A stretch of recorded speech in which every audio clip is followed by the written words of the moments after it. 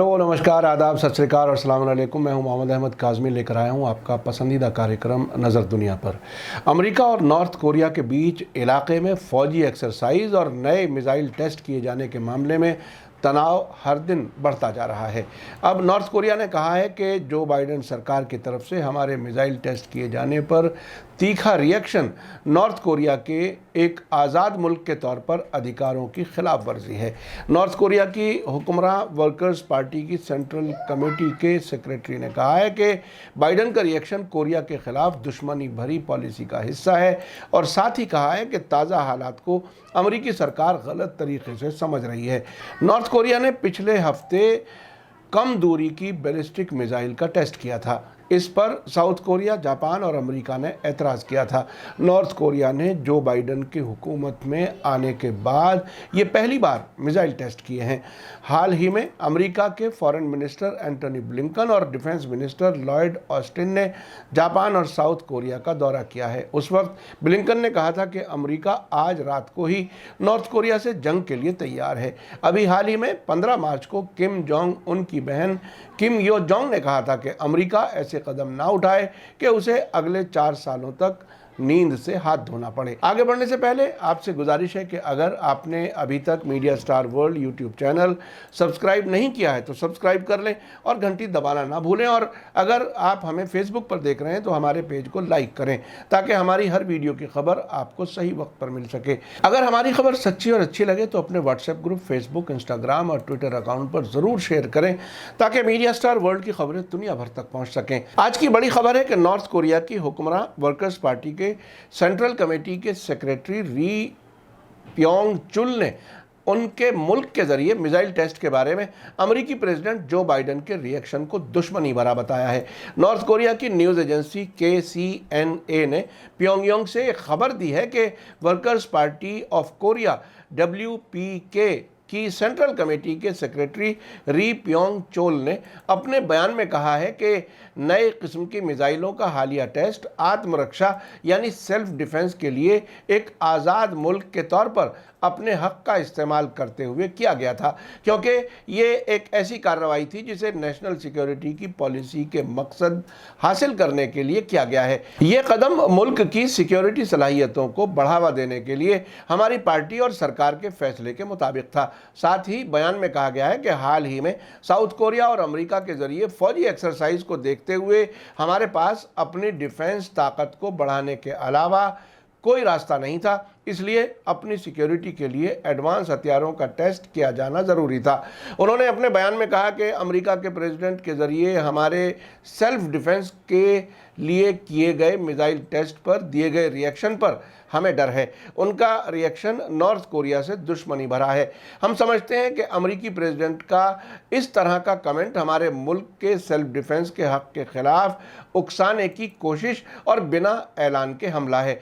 North Korea की हुक्मरान workers party के सेक्रेटरी री प्योंग चोल ने आगे कहा कि ये एक गैंगस्टर की तरह का तर्क यानी आर्ग्यूमेंट है कि अमेरिका के लिए कोरियाई प्रायद्वीप में न्यूक्लियर हथियार भेजना और किसी भी वक्त inter continental ballistic missile ICBM को टेस्ट करने की इजाज़त है, लेकिन DPRK यानी नॉर्थ कोरिया को अपनी सेल्फ डिफेंस के लिए मिसाइल टेस्ट करने की इजाज़त नहीं है। उन्होंने साथ ही कहा कि हमें ये बात अच्छी तरह मालूम है कि वॉशिंगटन में नई सरकार आने के बाद हमारे मुल्क के खिलाफ ऐसा कोई मौका नहीं गंवाया जिसमें हमारे मुल्क की सॉवरेंटी और इज्जत को बयानों और अपने कामों के जरिए ख़राब ना किया गया हो और नॉर्थ कोरिया की इमेज को एक फ़ौजी ख़तरे के तौर पर पेश ना किया गया हो। नई अमेरिकी सरकार का बेलगाम रुख हमें इस बात के लिए तैयार कर रहा है कि मौजूदा हालात में हमें क्या करना है। हम किसी का ध्यान अपनी तरफ खींचने या उसकी पॉलिसी पर असर डालने के लिए हथियार नहीं बना रहे हैं।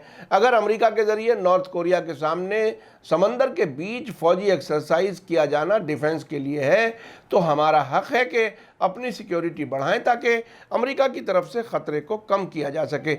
वर्कर्स पार्टी के सेक्रेटरी री प्योंग चोल ने आगे कहा कि मुझे लगता है कि नई अमेरिकी सरकार ने साफ तौर से अपना पहला कदम गलत उठाया है। अगर अमेरिका नतीजे के बारे में सोचे बिना अपने बेसोचे समझे कमेंट्स जारी रखता है तो इसका सामना उस चीज़ से किया जाएगा जो अच्छी नहीं है।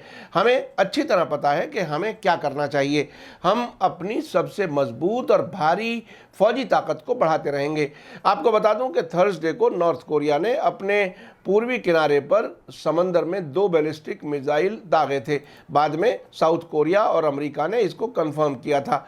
इस पर अपने रिएक्शन में अमेरिका ने कहा था कि नॉर्थ कोरिया के जरिए किए जाने वाले missile test United Nation security council के रेजोल्यूशन की खुली खिलाफ वर्जी है। अमेरिकी अफसरों का कहना है कि नॉर्थ कोरिया ने मिसाइलों का ये टेस्ट ऐसी हालत में किया है जब उसने अमेरिकी सरकार की तरफ से किए जाने वाले डिप्लोमेटिक कॉन्टैक्ट्स का कोई जवाब नहीं दिया। हाल ही में नॉर्थ कोरिया के एक डिप्लोमेट ने कहा था कि जब तक वॉशिंगटन प्योंगयांग के बारे में अपनी दुश्मनी भरी पॉलिसी नहीं छोड़ता, उस वक्त तक नॉर्थ कोरिया अमेरिका के किसी भी डिप्लोमेटिक कॉन्टैक्ट का कोई जवाब नहीं देगा। साउथ कोरिया के फौजी स्पोक्सपर्सन जनरल किम जुन रेक ने भी हाल ही में कहा था कि हमारी फौज अमेरिका के साथ मिलकर नॉर्थ कोरिया की फौजी सरगर्मियों पर गहरी नज़र रखे हुए है।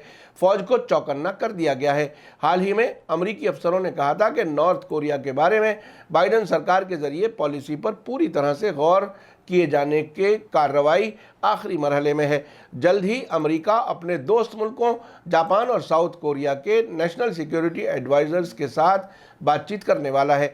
अब से पहले अक्टूबर 2020 में नॉर्थ कोरिया की रूलिंग वर्कर्स पार्टी के 75वें फाउंडेशन डे के मौके पर नॉर्थ कोरिया ने इंटरकॉन्टिनेंटल बैलिस्टिक मिसाइल ICBM का टेस्ट किया था। उस वक्त जापान सरकार के स्पोक्सपर्सन ने कहा था कि हमें मालूम है कि अब ट्रेडिशनल हथियारों से नॉर्थ कोरिया का मुकाबला करना मुश्किल होगा। जापान अब अपने मिसाइल डिफेंस सिस्टम को मजबूत करने पर ज़्यादा ध्यान देगा। उस वक्त कुछ एक्सपर्ट्स ने कहा था कि किम जोंग उन ने अमेरिका को मैसेज दिया है कि नॉर्थ कोरिया अपनी नई मिसाइलों और न्यूक्लियर हथियारों के साथ उसका या उसके दोस्त मुल्कों का मुकाबला करने के लिए तैयार है। आपको याद दिला दूं कि अभी हाल ही में 15 मार्च को किम जोंग उनकी बहन किम यो जोंग ने कहा था कि अमेरिका ऐसे कदम ना उठाए कि उसे अगले 4 सालों तक नींद से हाथ धोना पड़े। उस वक्त जापान की राजधानी टोक्यो में अमेरिका के डिफेंस मिनिस्टर ऑस्टिन लॉयड और फॉरेन मिनिस्टर एंटनी ब्लिंकन के दौरे का मकसद चीन के खिलाफ अपनी फौजी एकता को बढ़ाना और न्यूक्लियर पावर नॉर्थ कोरिया के खिलाफ अपना मोर्चा मजबूत करना बताया गया था। आपको बता दूं कि 1945 में जब दूसरी वर्ल्ड वार खत्म हुई तो कोरिया को 2 इलाकों में तकसीम कर दिया गया था, जिसके नॉर्थ के इलाके में सोवियत संघ का और साउथ वाले हिस्से पर अमेरिका का कब्जा हो गया। नॉर्थ कोरिया ने यूनाइटेड नेशंस की निगरानी में 1947 में साउथ कोरिया में हुए इलेक्शन में हिस्सा नहीं लिया, जिसके नतीजे में दोनों इलाकों में अलग अलग मुल्क और सरकारें बन गईं।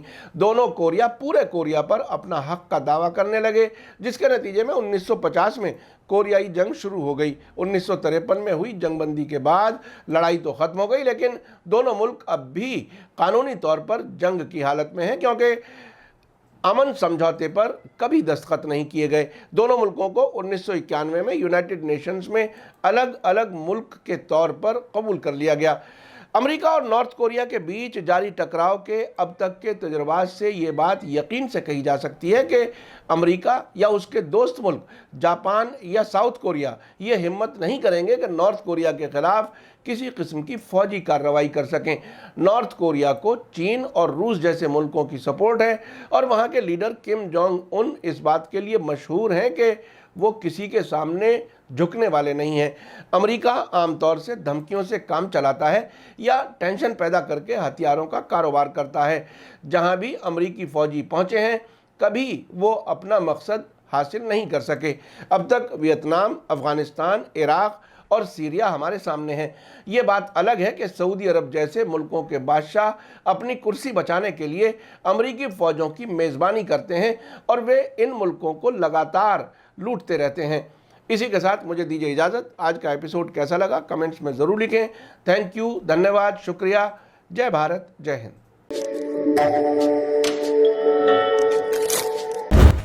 मीडिया स्टार वर्ल्ड के और वीडियो देखने के लिए हमारे चैनल को सब्सक्राइब करें और सीधे नोटिफिकेशन पाने के लिए बेल आइकन दबाएं। और अगर हमारी खबर सच्ची और अच्छी लगे तो अपने व्हाट्सएप, इंस्टाग्राम, फेसबुक और ट्विटर अकाउंट पर ज़रूर शेयर करें।